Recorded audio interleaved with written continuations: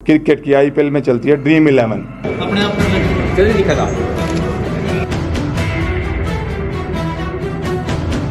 जिसमें सट्टा लगाता था। तो इसको सट्टे की बड़ी लत थी। इससे पहले इंक्वायरी में हमारी ये भी बात आई कि इसने बीच में जब पैसे हो गए थे ज़्यादा, इसका मतलब देनदारी बढ़ गई थी, तो ये इसने अपनी एक ज़मीन भी बेची है।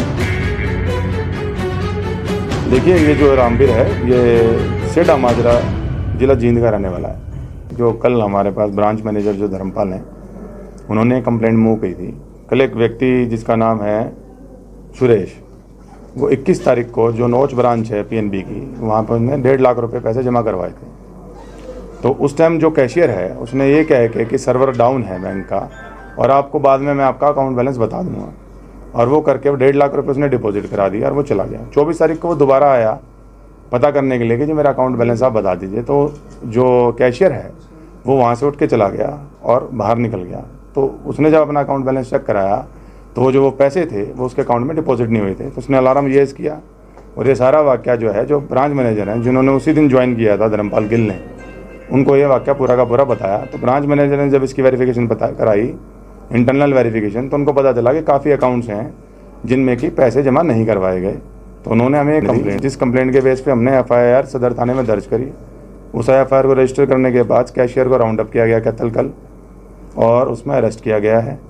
और उसके बाद में जो है अब इनका रिमांड लिया जाएगा और फर्दर पूछताछ करी जाएगी कि कितने कितने लोगों से जो पैसे लिए गए हैं वो डिपॉजिट नहीं हो पाए हैं। अभी हमारे पास जो कल बैंक मैनेजर्स को जो एप्लीकेशंस आई थी उसमें 23 व्यक्तियों ने एप्लीकेशंस दी, जिसका अप्रोक्सीमेट जो अमाउंट है वह 1,70,00,000 के करीब है कि इतने पैसे का जो है गबन कैशियर ने किया है। बाकी तफ्तीश का विषय है कि किन किन लोगों के जो है पैसे इसने नहीं दिए। तो कहां से गिरफ्तार किया गया? कैथल शहर से गिरफ्तार किया गया। कुछ स्थिति में रसीद नहीं रखते लोग, संभाल के बैंक में जमा करा के निकल जाते हैं। देखिए वो हमने सभी को नोटिस जारी कर दिए हैं, जिन जो 23 एप्लीकेशंस आई थी और भी आएंगी, उन सभी को नोटिस दे दिए गए हैं कि उनके पास जो भी डॉक्यूमेंट्स हैं वो डॉक्यूमेंट्स ले आएँ। प्लस उनकी अकाउंट स्टेटमेंट्स भी निकाल ली जाएगी और फिर वेरीफाई किया जाएगा। इसके अलावा बैंक की जो इंक्वायरी कमेटी है, बैंक कंपनी एक इंटरनल इंक्वायरी कंडक्ट करा रहे हैं, तो उससे भी ये पूरा अनर्थ हो जाएगा कि ये नेक्सस कौन कौन था, कि क्या अकेले कैशियर का काम है या कोई इसमें कोई और का बैंक का ऑफिशियल इन्वॉल्व है। नहीं, अभी तक कोई रिकवरी नहीं हुई है, अभी तो अरेस्ट ही किया है और जो वाउचर्स वगैरह हैं वो वेरिफिकेशन कर रहे हैं हम, और आज रिमांड लेके फिर इसके आगे तफ्तीश करेंगे। जो ये व्यक्ति था ये ऑनलाइन गेम खेलता था, ये 3 पत्ती और एक और गेम है, हाँ, क्रिकेट की आईपीएल में चलती है ड्रीम 11, जिसमें सट्टा लगाता था। तो इसको सट्टे की बड़ी लत थी। इससे पहले इंक्वायरी में हमारी ये भी बात आई कि इसने बीच में जब पैसे हो गए थे ज़्यादा, इसका मतलब देनदारी बढ़ गई थी, तो ये इसने अपनी एक ज़मीन भी बेची है और उसको बेच के शट ऑफ किया है। ये काइंड ऑफ पैरेलल बैंकिंग चलाता था। जैसे कि आप अगर मेरे पास पैसे जमा कराने आ गए तो आपके मैंने पैसे जमा कर लिए, वो बैंक में नहीं डिपॉजिट किए और उसकी ऑफिस कॉपी को भी नहीं रखा। आप मेरी बात समझे, जो ऑफिस कॉपी है वो भी हमारी जो है वो बैंक में नहीं थी। वो अब तक की पूछताछ से तो जो प्रिलिमिनरी हमने जांच करी है, तो अभी तो रिमांड लेंगे।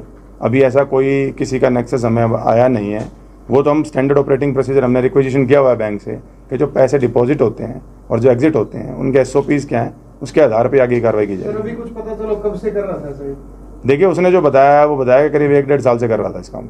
सभी उपभोक्ता भी 10 उपभोक्ता कह रहे थे भाई इसका मेन साथी ये पुराना का कोई कर्मचारी है, बैंक नहीं है, वो है, लेकिन वो अभी तक बाहर है। बाहर कैसे? बाहर घूम रहे हैं, मतलब इसके साथ ही था सर वो। नहीं, हमने सभी बैंक ऑफिशियल्स जो वहाँ काम करते थे उन सबको सम्मान किया हुआ है। सभी को इंक्वायरी ज्वाइन कराई जाएगी। अगर किसी का रोल आएगा तो विल टेक एक्शन। तो क्रिमिनल हिस्ट्री भी कोई है कुछ? नहीं, इसकी कोई क्रिमिनल हिस्ट्री। लोग कैसे बचे हैं इस तरह के अपराधों से? देखिए ये जो रामवीर है ये सेठा माजरा जिला जींद का रहने वाला है। सर कैसे बचे इस तरह के फ्रॉड से? बैंक में तो भरोसा होता है।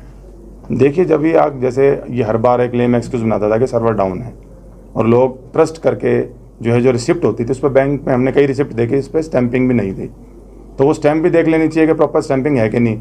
और उससे जो सीनियर ऑफिशियल है आप वहाँ जाके भी अपना बैलेंस चेक कर सकते हैं, या अगर आपके जो रजिस्टर्ड मोबाइल नंबर है, जैसे आप 1.5 लाख रुपए जमा कराने गए फॉर एग्जांपल, तो आपने जैसे ही पैसे जमा कराए तो आपको मैसेज आता है। अगर मैसेज नहीं आ रहा है इसका मतलब है कि आपके पैसे जमा नहीं हो रहे हैं, या वो तो हमें नहीं पता अब क्या हुआ क्या नहीं। वो लोग इंटरनेट बैंकिंग यूज करते थे क्या, उनके मोबाइल रजिस्टर्ड थे कि नहीं, वो तो तफ्तीश कर नहीं, उन्होंने इस बारे में इंक्वायरी नहीं करी है। तो आपने पूछा तो मैंने बता दिया कि इस तरीके से विजिलेंट ले सकते हैं। ठीक है।